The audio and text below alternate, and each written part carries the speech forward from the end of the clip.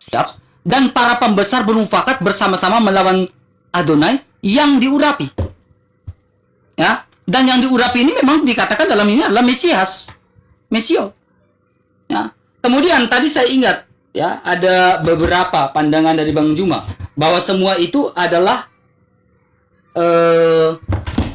pandangan dari Bang Juma yang mengatakan bahwa, maaf, saya harus ambil lanjut ini, mengatakan bahwa dia binasa. Ya, dia binasa. Ya, ini saya ada satu buku yang menarik, ya, The Antiquities of the Jews. Ya, Yesus anak Maria itu dibangkitkan. Ya, karena dia anak Allah juga. Ya, karena dia adalah Mesias. Ya, The Antiquities of the Jews mengatakan bini lu tuh di kuburan cuma alive again. Ya, bab ketiga. Ya, the third day, dia bangkit pada hari ketiga. Jadi jangan bilang Yesus diangkat, Yesus mati. Ini dalam Flavius Josephus, dia bangkit. Ya, saya hanya menanggapi perkataan dari Juma, Bang Juma, ya, maaf ya. Ya. Kemudian, kalau berbicara tentang Yesus disebut Kristus, ya, pengakuan dari, nih saya mengambil sebuah data lagi, pengakuan dari Petrus mengatakan engkau adalah Mesias, anak Allah yang hidup. Matius pasal 16 ayat 18. Anak Allah yang hidup. Dan anak Allah itu adalah Mesias. Betul atau tidak kalau anak Allah adalah Mesias? Ya, Petrus mengakui itu. Ya, Petrus adalah seorang Yahudi dan dia mengakui. Ya, Matius 16 ayat 18. Ya, ya. Menurut kamu siapakah anak Allah itu? Engkau adalah Mesias. Lalu pengakuan Petrus, engkau adalah Mesias. Anak Allah yang hidup. Ya, jadi anak Allah merujuk pada Mesias. Dan memang Mesias dalam praeksistensinya sudah menyatakan diri.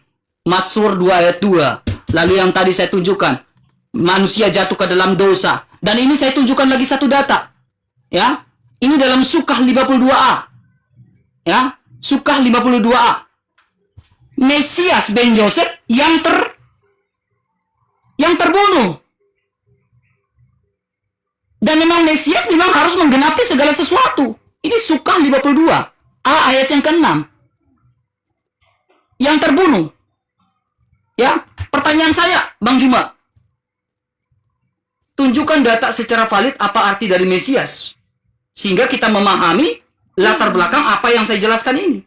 mantap. Ya, Mesias memang harus menderita. Saya sudah menunjukkan Targum Jonathan. Targum Jonathan 52, Yesaya 52. Merujuk pada Mesias yang menderita. Hamba yang menderita adalah Mesias. Dan Yesus Kristus menggenapi segala sesuatu dengan kematiannya di atas kayu salib. Dan bangkit pada hari ketiga. Dan saya menunjukkan data dari Flavius Josephus. The Antiquities of the Jews. Ya. Dan itu Mesias menggenapi segala sesuatu. Makanya saya tanya, apa arti dari Mesias? Saya minta data resmi. Ya, saya minta data resmi. Saya bukan data AI. Data resmi yang saya butuh. Apa arti dari Mesias? Ya. Kalau Mesias datang dari Arab, ya silakan gunakan sudut pandang Arab. Kalau Mesias dari Indonesia, gunakan sudut pandang Indonesia. Tapi kalau Mesias dari Israel, berarti kau harus menggunakan sudut pandang Israel. Makanya, ya, Petrus adalah orang Yahudi yang mengakui bahwa Yesus adalah Mesias, anak Allah yang hidup. Sejak kapan Mesias itu ada? Targum Jonathan 3 ayat 15. Sudah dijanjikan Mesias ketika manusia jatuh ke dalam dosa. Saya sudah tunjukkan beberapa data.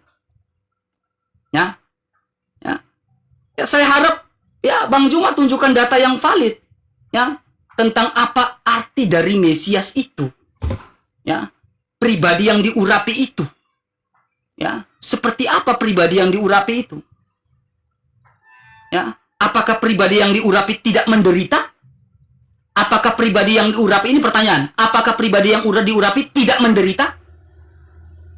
Silakan tunjukkan data. Apakah pribadi yang diurapi tidak menderita sesuai definisi dari Mesias? Silakan, Bang Juma. Ya, baik. Sekali lagi ya, saya katakan kepada saudara,